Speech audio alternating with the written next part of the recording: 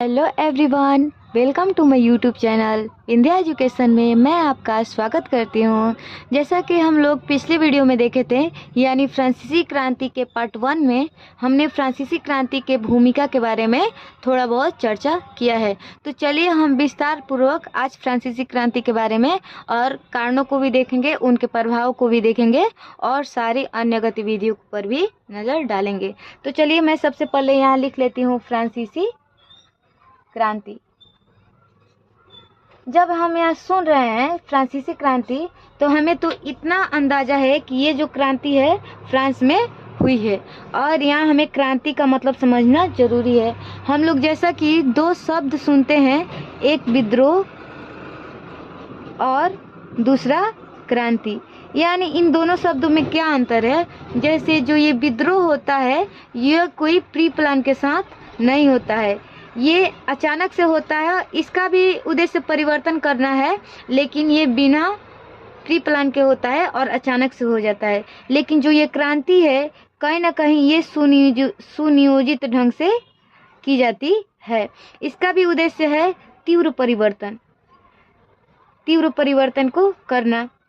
जैसा हम लोग आप सुने होंगे 1857 का विद्रोह, उसमें कोई तय नहीं था कि जिसको जहाँ से मन कर दे रहा था वहाँ से विद्रोह कर दे रहा था, और बिना किसी योजना के। वैसे ही लेकिन ये जो फ्रांसीसी क्रांति है, यह कहीं ना कहीं योजना के साथ हुई थी, और इसका उद्देश्य है तीव्र परिवर्तन। तीव्र परिवर्तन में वो परिवर्तन सामाजिक भी हो सकता है, आर्थिक भी हो सकता है और राजनीतिक भी हो सकता है,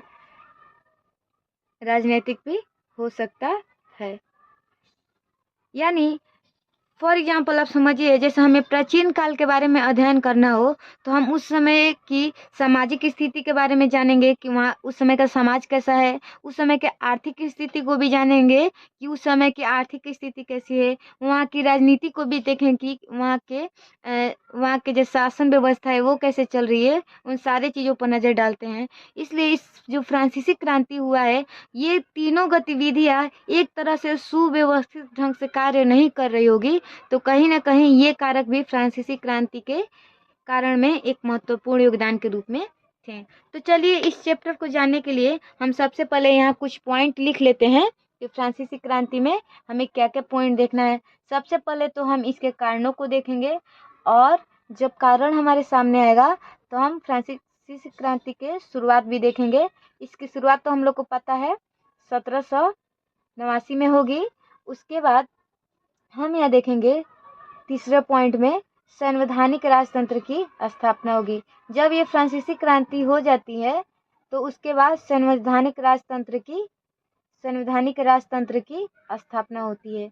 यानी संवैधानिक राजतंत्र कहने का मतलब कि राजा का बेटा ही राजा बनेगा, लेकिन वो अपनी मन मर्जी से शासन बिल्कुल नहीं कर सकता है।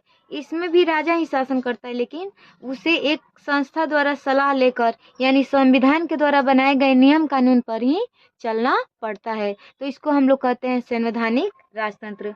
उसके बाद लोग इससे भी संतुष्ट नहीं होंगे और वे गणतंत्र की स्थापना करेंगे। इसी में हम लोग देखेंगे कि उग्र गणतंत्र भी आएगा, उसके बाद उदार गणतंत्र भी आएगा, तो हम लोग आगे देखेंगे। इसके बाद हम लोग 5वां पॉइंट में यानी लास्ट पॉइंट में हम लोग देखेंगे कि क्रांति का प्रभाव क्या होता है। यानी इस क्रांति का प्रभाव महिलाओं पे क्या पड़ता है, दासों पर क्या पड़ता है, जनसाधारण पर क्या पड़ता है। तो इस प्रकार हम क्रांति के प्रभाव को भी देखेंगे, और प्रभाव में महिलाओं पर भी इसका क्या प्रभाव पड़ रहा है, दासों पर इसका क्या प्रभाव पड़ रहा है, और जनसाधारण पर क्या प्रभाव पड़ रहा है। उन सारे चीज़ों पर हम लोग चर्चा करेंगे। ठीक है, तो सबसे पहले चलिए हम कारणों को भी देखना शुरू कर देते हैं। तो मैं यहाँ हेडिंग बना लेती हूँ। सबसे पहले हमें देखना है फ्रांसीसी क्रांति के कारण। फ्रांसीसी क्रांति के कारण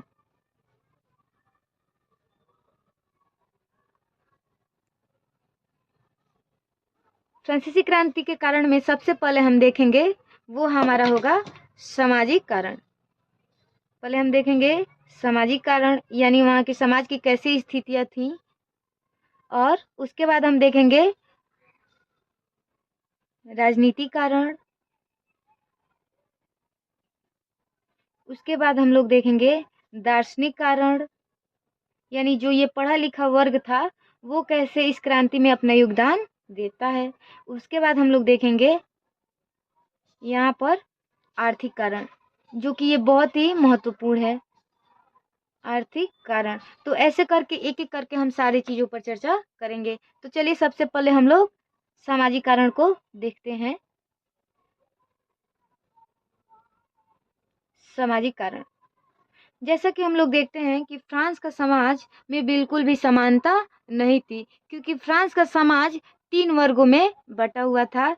तो ये जो फ्रांस का समाज है, ये फ्रांस का समाज, यहाँ पे हम इसको 3 भागों में बांट लेते हैं। ये 3 भाग, पहले भाग में था, पहले भाग में लिख लेते हैं हम यहाँ प्रथम स्टेट, दूसरा वर्ग था द्वितीय स्टेट, और तीसरा वर्ग था तृतीय स्टेट। अर्थात ये जो फ्रांस का समाज है, ये स्टेट लोगों के पद और हैसियत को दर्शाता था। यानी ये जो 2 वर्ग था, इन लोग की समाज में हैसियत बहुत ज़्यादा थी और इनको विशेषाधिकार भी प्राप्त था। तो इसको जानने के लिए सबसे पहले हम जानते हैं कि प्रथम स्टेट में कौन थे, द्वितीय स्टेट में कौन थे और तृतीय स्टेट में कौन थे। तो इसके लिए हम प्रथम स्टेट में जो थे वे थे पादरी थे, जो चर्च के प्रधान थे, और ये धार्मिक व्यक्ति भी इनको मान सकते हैं। और जो द्वितीय स्टेट में थे वे कुलीन वर्ग थे, यानी अमीर लोग। इसमें अमीरों का प्रभाव बहुत ज़्यादा था, कुलीन लोग थे। और अभिजात वर्ग इसी में था, यानी जो जितने सामंत लोग थे वो भी इसी में शामिल थे, जितने जमींदार लोग थे ये सब द्वितीय स्टेट में। एक तरह से समाज में जो संपन्न लोग थे वे सारे लोग इसी द्वितीय स्टेट में थे। तृतीय स्टेट में थे, जितना आप इन दोनों वर्ग को छांट दीजिए तो सारे वर्ग तृतीय स्टेट में थे। जैसे हम इसमें मान सकते हैं व्यापारी, शिक्षक, कृषक यानी किसान, श्रमिक यानी मजदूर मैं यहाँ लिख देती हूँ ब्रैकेट में, और जितने सारे लोग इसमें आ सकते हैं वो सारे तृतीय स्टेट। आश्चर्य की बात यह है कि जो तृतीय स्टेट था, इन लोग की संख्या 90%, यानी सबसे ज्यादा फ्रांस में इन लोग की संख्या क्या है, बहुत ज्यादा है। इन लोग की जो संख्या है वो 90% है। और जो ये जो दोनों वर्ग है, प्रथम स्टेट, द्वितीय स्टेट, ये पूरे फ्रांस के संपत्ति का 80% हिस्सा इन 2 वर्गों के पास है और संख्या है इन लोग के पास। तो एक तरह से कहीं ना कहीं इन तृतीय स्टेट के लोगों की स्थिति खराब होगी कि नहीं, बिल्कुल होगी। और ये जो 2 स्टेट है, प्रथम स्टेट और द्वितीय स्टेट, इन लोग को प्राप्त है विशेषाधिकार यानी स्पेशल राइट का मतलब कि इन दोनों वर्गों को किसी प्रकार का भी टैक्स नहीं देना था, सारा का सारा टैक्स इन्हीं लोग को देना था। और जो फ्रांस के समाज का सारा संपत्ति है यही 2 वर्गों के पास है, लेकिन टैक्स देना है इसी तृतीय स्टेट के लोगों को। तो कहीं ना कहीं ये फ्रांस में जो सामाजिक असमानता है लोगों के मन में क्रांति के बीज को बोने का काम करेगी। तो ये जो सामाजिक स्थिति का, ये फ्रांस के अस्थिरता को दर्शाती है। उसके बाद हम लोग देखते हैं राजनीतिक कारण। तो चलिए हम यहाँ राजनीतिक कारण का भी हेडिंग दे देते हैं। राजनीतिक कारण, इसको भी मैं रेड पेन से ही लिखती हूँ। राजनीतिक कारण,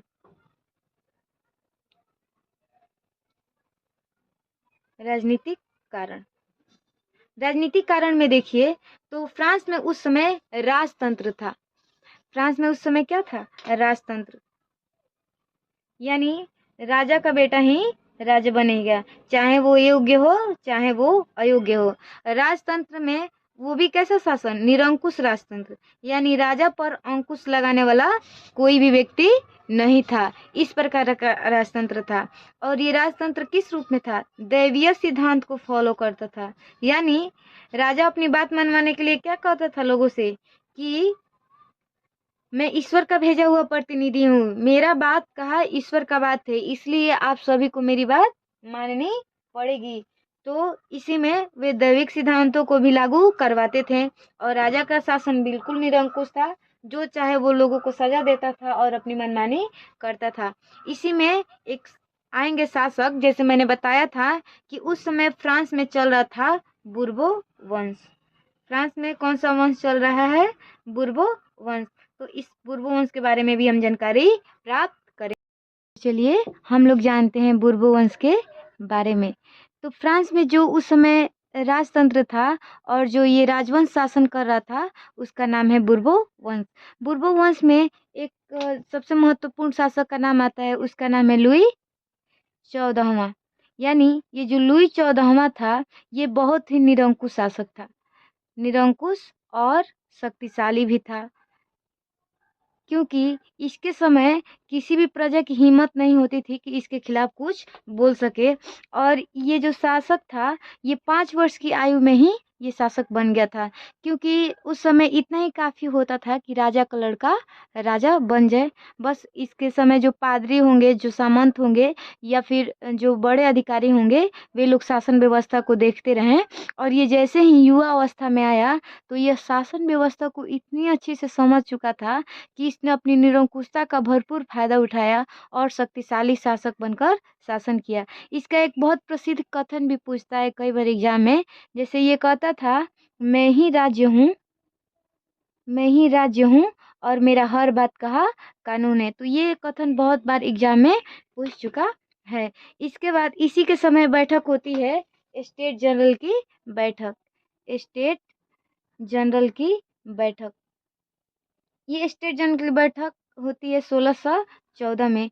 आखिर में ये स्टेट जनरल क्या है? तो स्टेट जनरल एक तरह संसद जैसा होता था, जिसमें तीनों स्टेट के लोग भाग लेते थे।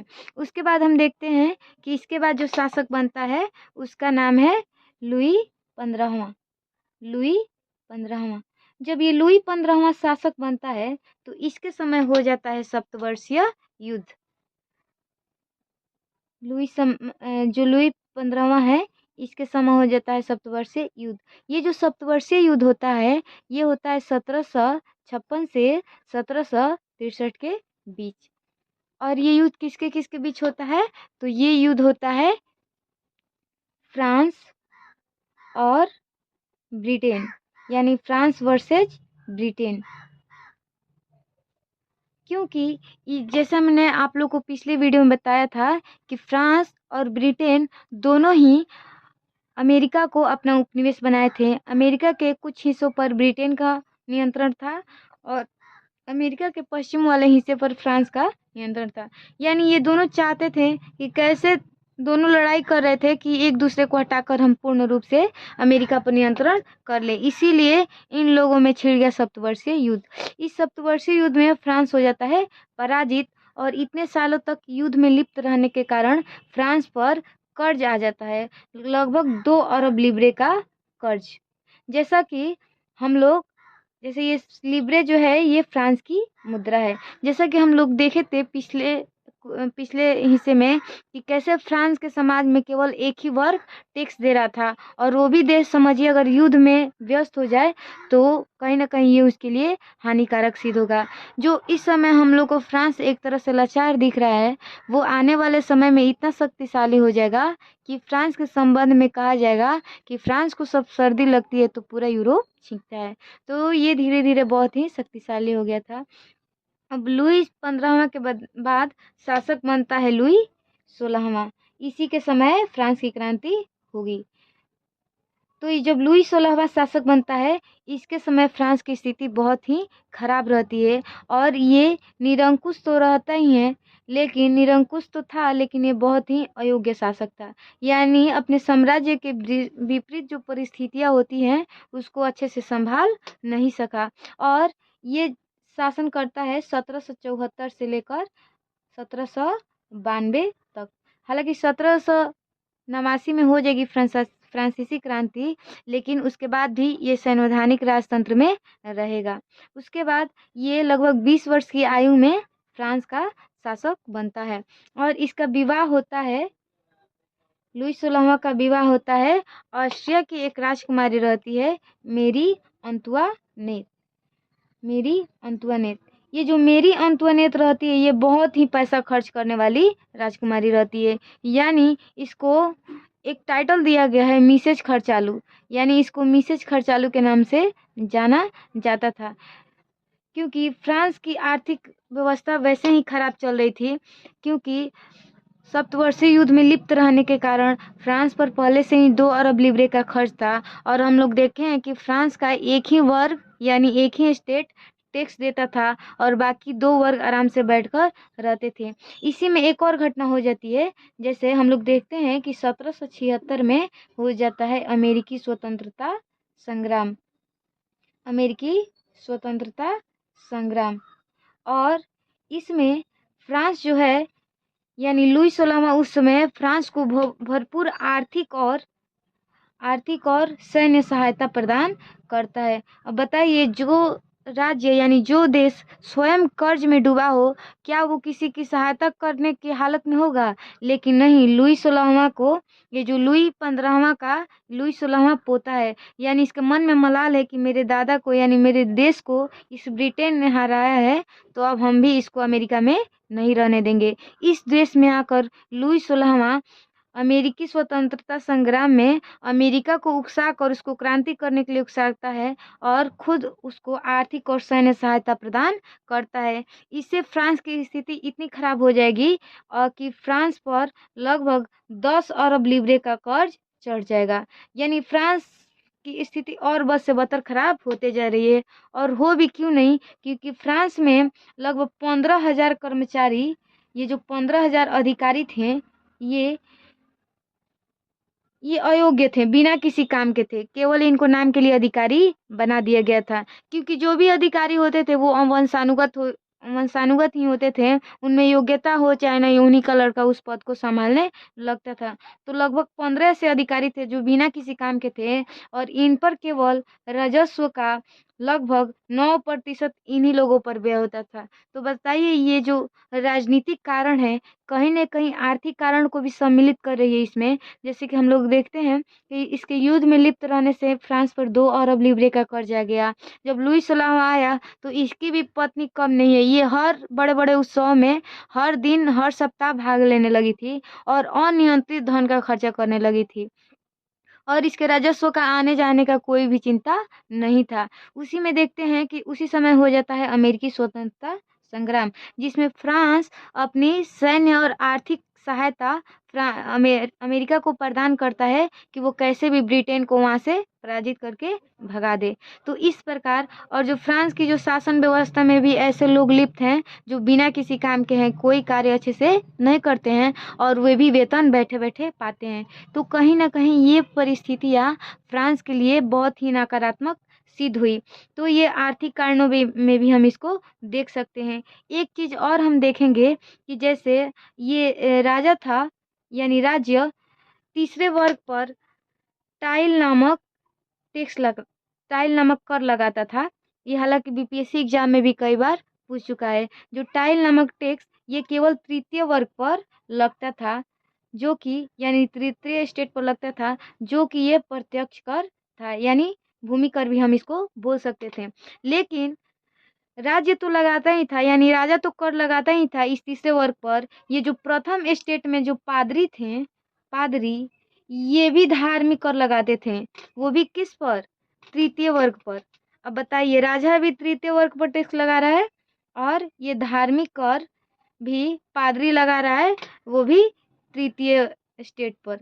तो बताइए, ये कहीं ना कहीं एक आदमी पर, एक वर्ग पर करों का बोझ ये फ्रांस को उसको और बद से बदतर स्थिति की ओर ले जाएगा कि नहीं? बिल्कुल ले जाएगा। तो ये सारी जो आर्थिक, राजनीतिक, जो सामाजिक, ये सारी चीज़ें हैं फ्रांस की क्रांति में भरपूर अपना योगदान निभाती हैं। वहीं लगे तो हम देख लेते हैं कि दार्शनिक कारण, जैसे दार्शनिक कारण में हमें कुछ महत्वपूर्ण लोगों के देखने के नाम मिलेंगे। जैसे इसी में आते हैं वोल्टेयर, रूसो और दिदरो, मोंटेस्क्यू। तो ये सारे लोग जो फ्रांस की क्रांति में जो ये पढ़े लिखे लोग हैं, ये दार्शनिक लोग, ये बहुत महत्वपूर्ण भूमिका निभाते हैं। रूसो की एक बहुत महत्वपूर्ण पुस्तक है the social contract, the social contract यानी सामाजिक समझौता, सामाजिक समझौता। ये भी लोगों को सामान्य इच्छा की बात करता है। और इसका रूसों का ये जो सामाजिक समझौता है, इसमें कहा जाता है कि जो सर्वसम्मति से जो निर्णय लिया जाएगा, जो उनकी इच्छा होगी वही सही होता है और समाज की भलाई के लिए होता है। तो इस तरह मोंटेस्क्यू भी अपनी एक सिद्धांत देगा, शक्ति पृथक्करण का सिद्धांत, शक्ति पृथक्करण का सिद्धांत। अर्थात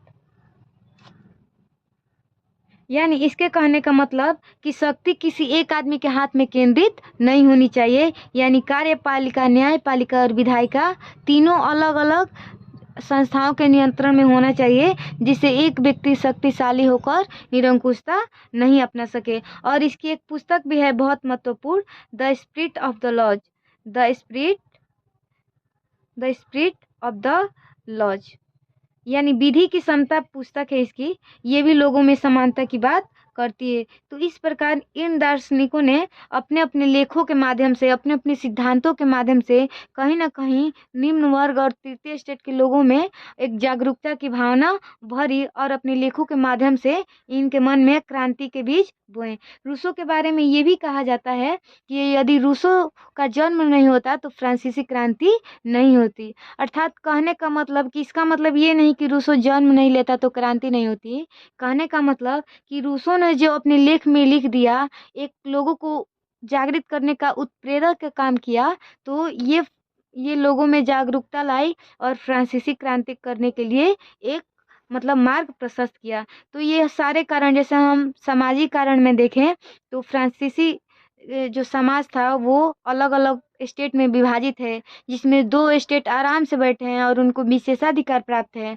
सारा धन उन्हीं के पास केंद्रित है और जो तृतीय स्टेट है उन्हीं को केवल कर देना है और धन का सारा हिस्सा द्वितीय और प्रथम स्टेट के पास है, लेकिन सारा टैक्स तृतीय स्टेट को देना है। राजनीतिक कारण में भी हम लोग देखें कि राजा हैं वो केवल अपने ही ऐशो आराम में लिप्त हैं और उन्हें राज्य की जो ये गतिविधियां हैं उनसे उनको ज़्यादा कुछ लेना देना नहीं है। जब फ्रांस की आर्थिक स्थिति एकदम खराब होने लगती है तो जो ये लुई 16वां है ये अपने अर्थशास्त्रियों से सलाह लेता है, जिनमें तुर्गो, नेकर और कोलोन, ये जो 2-3 अर्थशास्त्री हैं इनसे सलाह भी लेता है। लेकिन ये जो इसके अर्थशास्त्री ये सलाह देते हैं राजा को, लुई 16वां को, कि आप अपना जो आंतरिक खर्चा है उसको नियंत्रित कीजिए ताकि कुछ अर्थव्यवस्था में थोड़ा बहुत सुधार और नियंत्रण हो सके। लेकिन जब इसका पता मेरी अंतवानेत को चलता है तो ये खुद इन लोगों को हटवा देती है अपने पद से। तो ये भी बिल्कुल कम नहीं थी। फ्रांस की क्रांति में ये भी एक महत्वपूर्ण कारक में अपनी भूमिका निभा देती है।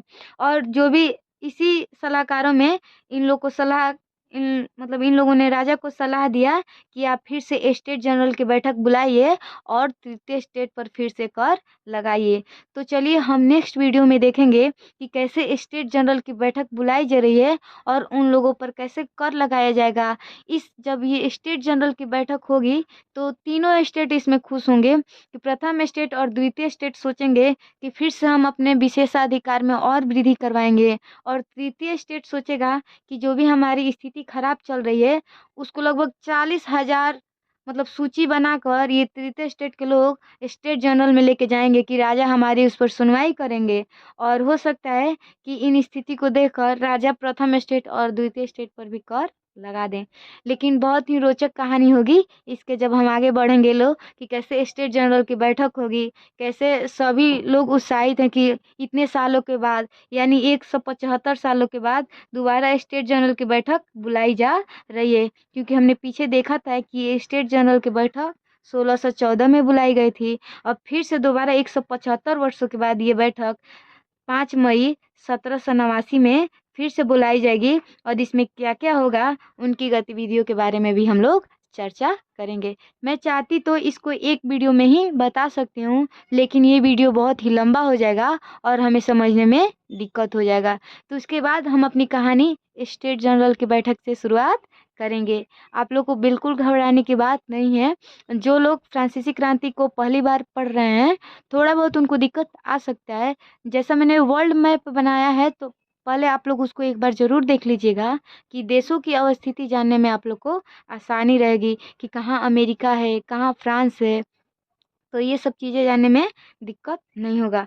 और एक बात कि जैसा कि ये जो फ्रांसीसी क्रांति है, ये सारे कंपटीशन एग्ज़ाम के लिए भी बहुत हेल्पफुल है। और जो बीपीएससी टीचर की जो तैयारी करते हैं, वो हर एक लाइन मान लीजिए कि ये बहुत मोस्ट इम्पोर्टेंट है। इसलिए आप लोग इसको देखें। हम नेक्स्ट पार्ट यानी फ्रांसीसी क्रांति के तीसरे पार्ट में ये टॉपिक हम समाप्त कर देंगे। तब तक के लिए धन्यवाद।